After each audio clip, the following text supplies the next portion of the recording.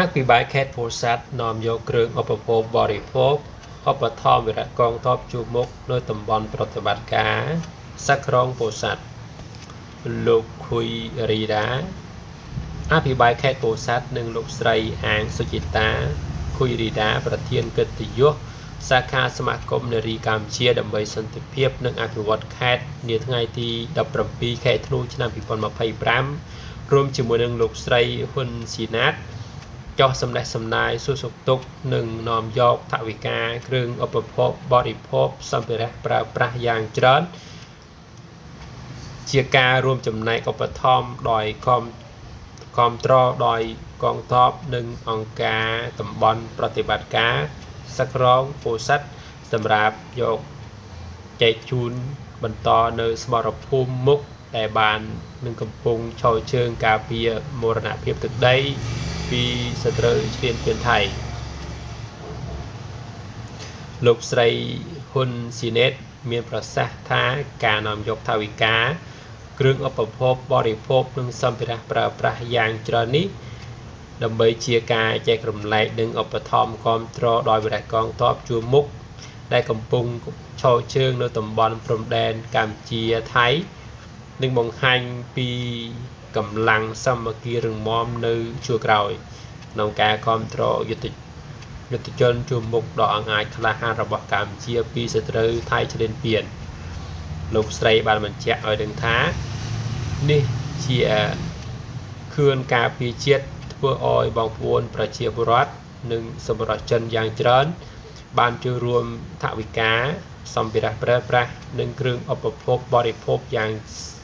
ច្រើនសម្រាប់សស្រាក់សស្រាំងដើម្បីជាកិច្ចឆ្លើយតបជាមួយនឹងការលះបង់សាច់ស្រស់ឈាមស្រស់ដោយវិរៈកងទ័ពចូលមុខក្នុងកិច្ចការពារបូរណភាពទឹកដីកម្ពុជាពីចោរថៃឈ្លានពានមកលើកម្ពុជាទាំងអស់នេះជាការទឹកចិត្តរបស់បងប្អូនប្រជាពលរដ្ឋខ្មែរក្នុងស្មារតីស្មារភូមិក្រោយជួយស្មារភូមិមុខស្មារតីខ្មែរជួយខ្មែរលោកស្រីហ៊ុនស៊ីណាតបានបញ្ជាក់ថាថវិកាសម្ភារៈប្រើប្រាស់គ្រឿងឧបភោគបរិភោគដែលបាន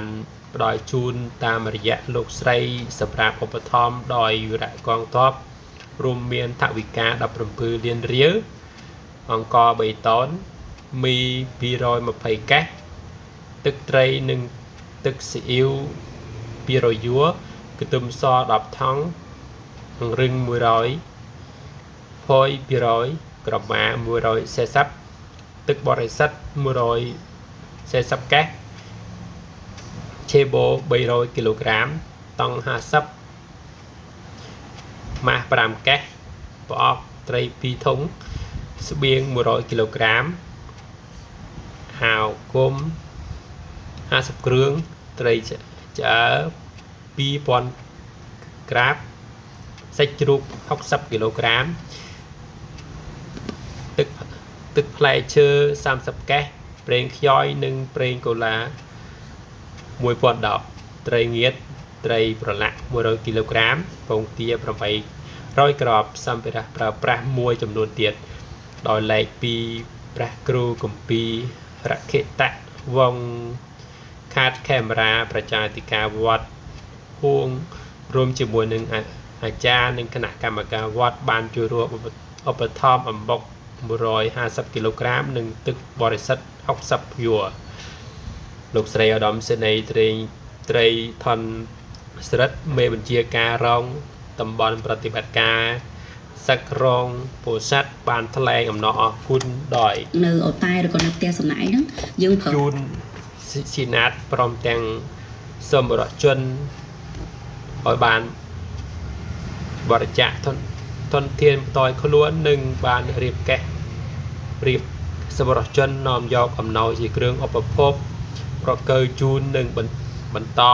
ចែកជូនដោយកងទ័ពជួរមុខដែលកំពុងការពារបូរណភាពទឹកដីលោកស្រីក៏បានបន្ថែមតថាការចូលរួមថវិកាសម្រាប់ប្រើប្រាស់និងគ្រឿងឧបភោគបរិភោគដោយស្ម័គ្រចិត្តរបស់សមរជនទោះតិចក្តីចរន្តក្តីបានបង្ហាញពីស្មារតីជាតិ សាមគ្គីភាពជាតិខ្មែរជួយខ្មែរស្រឡាញ់ខ្មែរនឹងការលើកទឹកចិត្តជាធ្លុងមួយដ៏រឹងមាំក្នុងការគ្រប់គ្រងរវាងកម្លាំងជួរមុខក្រោយជាមួយនឹងវរៈកងទ័ពជួរមុខដ៏អង្អាចរបស់ជាតិយើងដែលកំពុងប្រតិបត្តិការការពារអធិបតេយ្យភាពបូរណភាពទឹកដីតាមបណ្ដោយព្រំដែនកម្ពុជាថៃព្រមទាំងបានសួរសុខទុក្ខដោយវរៈកងទ័ពកំពុងសម្រាប់ការព្យាបាលនៅមន្ទីរពេទ្យការដ្ឋានតំបន់ប្រតិបត្តិការសឹកក្រុងពោធិ៍សាត់និងនៅក្នុងមន្ទីរពេទ្យបងឯកខេត្តនាពេលនោះផងដែរ